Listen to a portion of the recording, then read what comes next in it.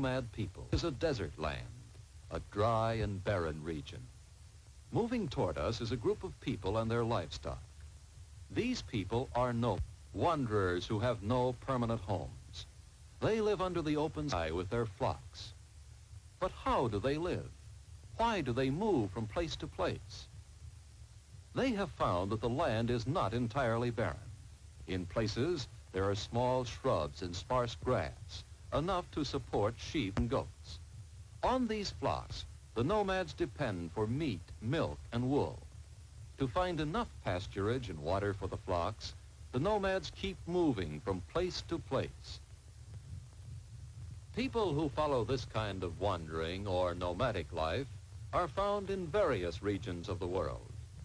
The tundra lands of the Arctic, the steppe lands and deserts of Central Asia,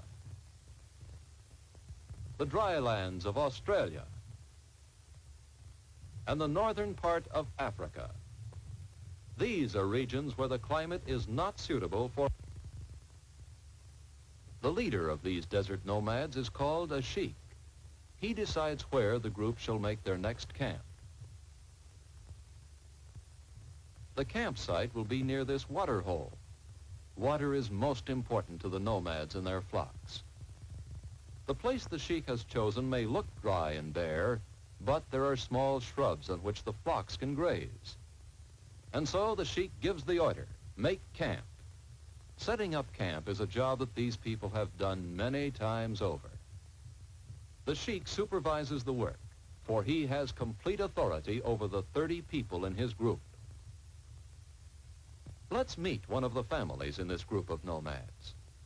Ali, the boy, and Mimona, his sister, are helping their parents unload the family tent. Camels, which are hardy and well suited to desert life, can carry heavy burdens. The tent is made of cloth, woven from wool and goat hair.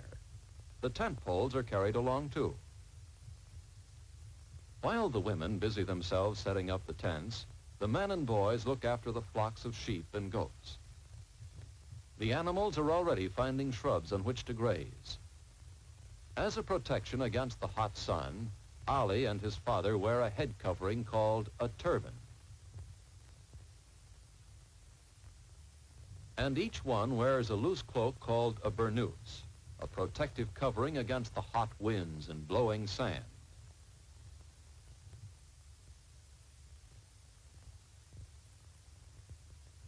Back at the camp, Ali finds his mother and sister lacing the tent, and he's just in time to lend a helping hand. Ali works on one end of the cloth while his sister, Mimona, fastens the other end. Mimona skillfully pins two pieces of the tent together.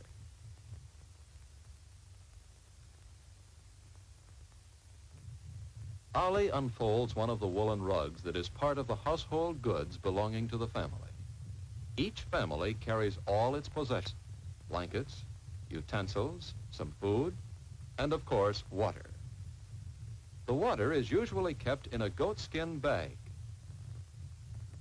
And when Mother empties the water bag, Ali and Mimona know that they have another chore to do.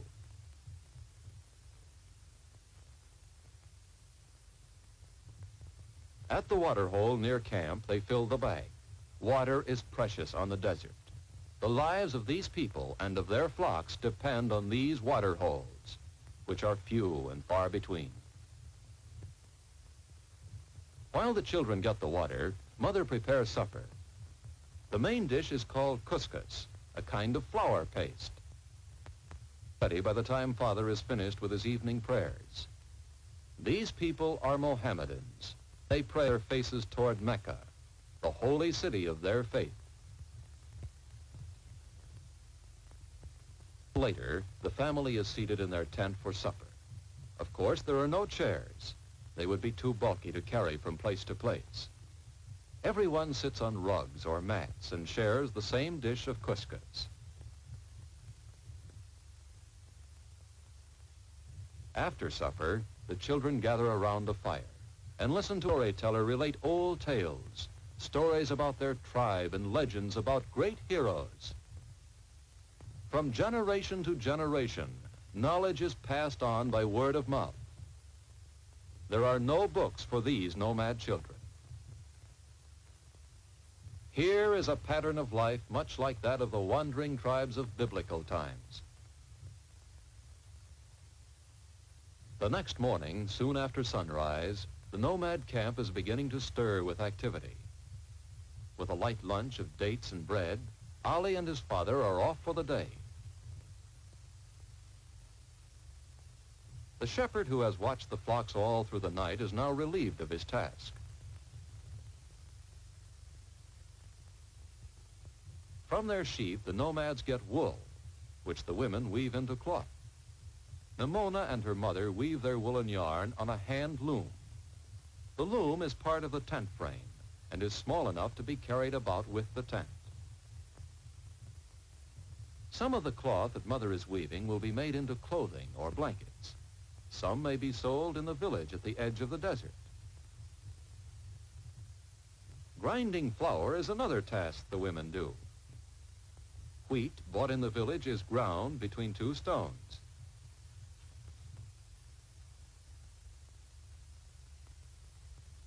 The women also gather dry shrubs for fuel.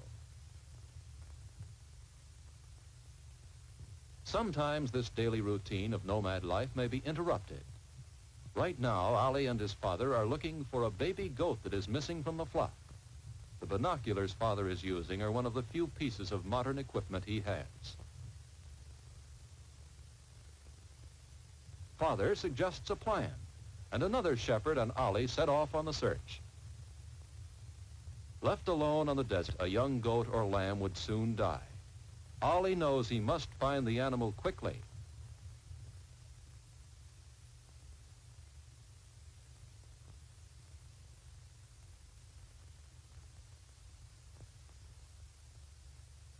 Ali has found the goat. He is a good shepherd.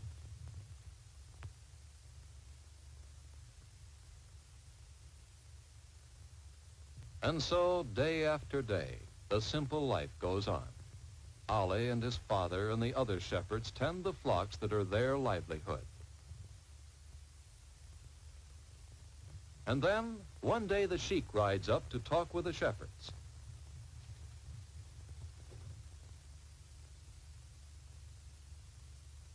With great respect, each one greets the leader.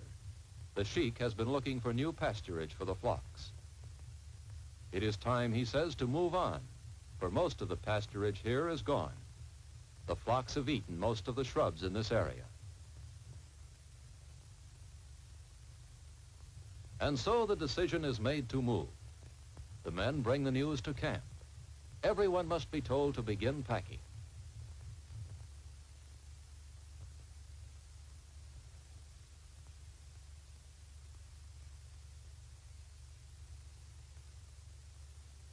When Ali's mother is told, she sets to work at once.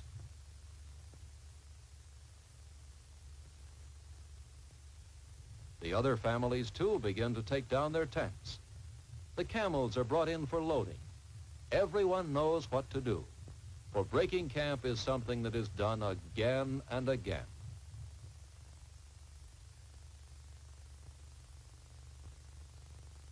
Down comes every tent. In a little while, everything is packed. The camels are loaded. The shepherds begin to drive the flocks. The nomads are on the move.